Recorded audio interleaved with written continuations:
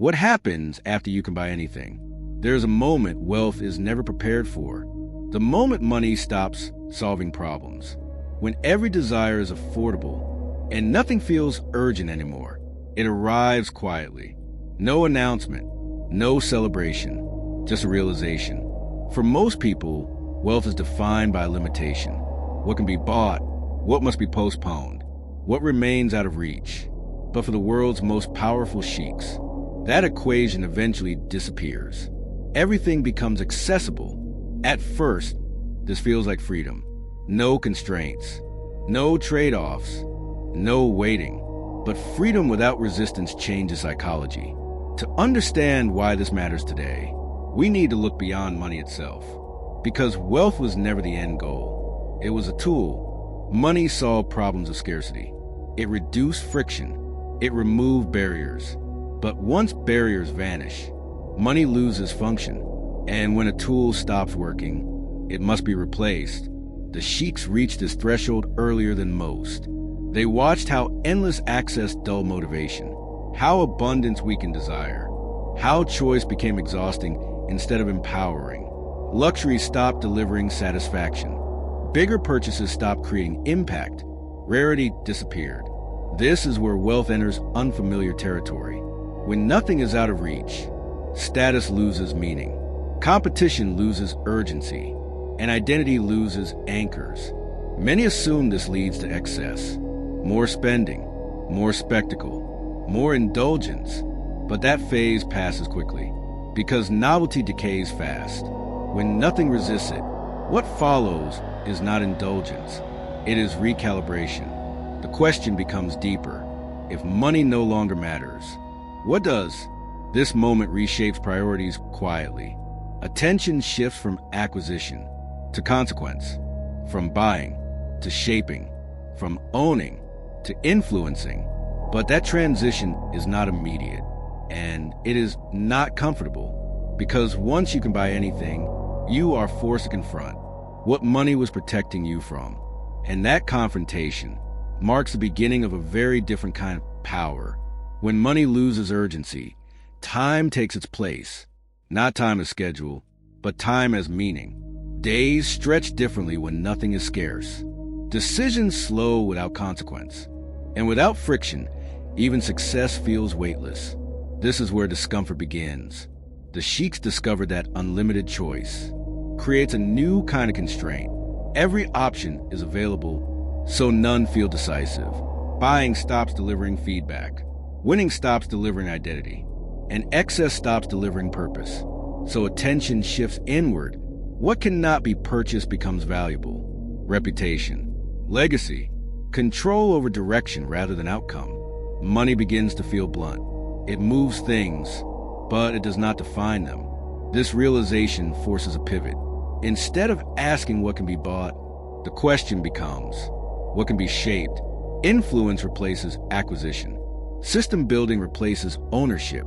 Long arcs replace short wins. The sheiks redirected energy accordingly. From transactions to trajectories, they stopped optimizing for comfort and started optimizing for consequence. Projects grew slower but deeper. Decisions prioritized durability over speed. Visibility decreased as impact increased. This was not retreat. It was refinement. Because when everything is affordable, the only remaining scarcity is relevance. What you choose to affect, what you choose to ignore, what you leave behind. But this transition carries risk. Without external pressure, direction must come from within. Without limits, discipline must be chosen. Some fail here. They drift. They distract. They dissolve into indulgence. Others do something rarer. They impose constraints deliberately. They create artificial limits, rules, timelines, structures, not because they need them, but because meaning does. This is a quiet secret of post-wealth power. Freedom alone is not enough. Purpose must be engineered, and that engineering sets the stage for the final transformation. Because once money stops mattering, what replaces it determines everything that follows. The conflict emerges when purpose becomes harder to define than wealth. Money once provided direction automatically. Earn more, expand reach, accumulate security. But when accumulation ends, direction dissolves. The sheiks encountered a void few ever reach. No external pressure, no financial ceiling, no material incentive strong enough to compel action. This is where many powerful figures stagnate. Without resistance, ambition softens. Without challenge, focus drifts. And without urgency, influence decays quietly. Power, left unmanaged, becomes inertia. The sheiks recognized this danger early. They understood that unlimited capacity, without intentional direction, eventually collapses inward. So they created opposition deliberately, not enemies, constraints. They set goals money could not accelerate, outcomes that required time, patience, and uncertainty. Projects whose success depended on alignment, not capital. They invested in systems that resisted control, long-term national visions, cultural shifts, generational transitions. These challenges could not be purchased outright. They had to be cultivated. This reintroduced friction, and friction restored meaning. Failure became possible again. Progress became measurable. Decisions regained weight. But this approach carried emotional cost. When money cannot guarantee outcome, ego is exposed. Legacy becomes uncertain. Control becomes partial. This vulnerability is uncomfortable for those accustomed to certainty. Some retreated back to indulgence. Others doubled down on visibility. But a smaller group leaned into discomfort. They accepted that true power requires accepting limits again, not imposed limits, but chosen ones. This was a turning point, because the moment wealth stops guaranteeing success, character begins to matter more than capacity. And character, unlike money, cannot be outsourced. This realization reshaped how power was exercised, not as dominance, not as spectacle, but as stewardship. The next phase would reveal whether this shift produced lasting influence or merely postponed decline.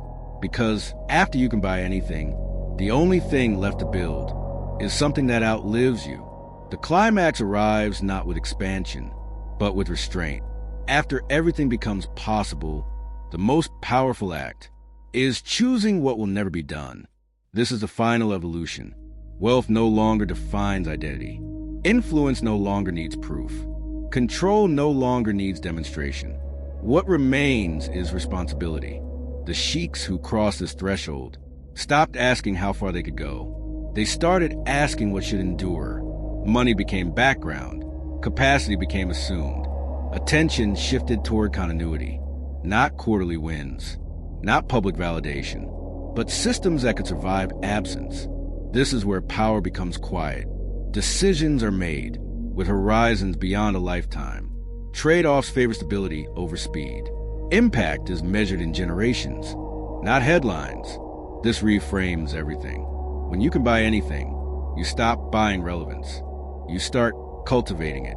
You invest in structures that do not need you present, rules that hold without enforcement, values that persist without reminders. This is not dominance. It is stewardship. And stewardship changes behavior fundamentally. Ego loses leverage.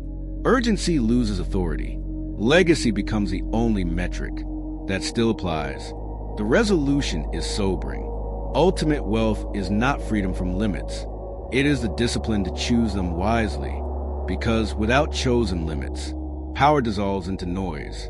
And without purpose, capacity becomes meaningless. What happens after you can buy anything is not indulgence, it is responsibility. Without applause, it is influence. Without ownership, it is power, measured by what continues when you are no longer there. And that is the quiet truth few ever reach, because the final test of wealth is not how much it can do, it is what it chooses not to do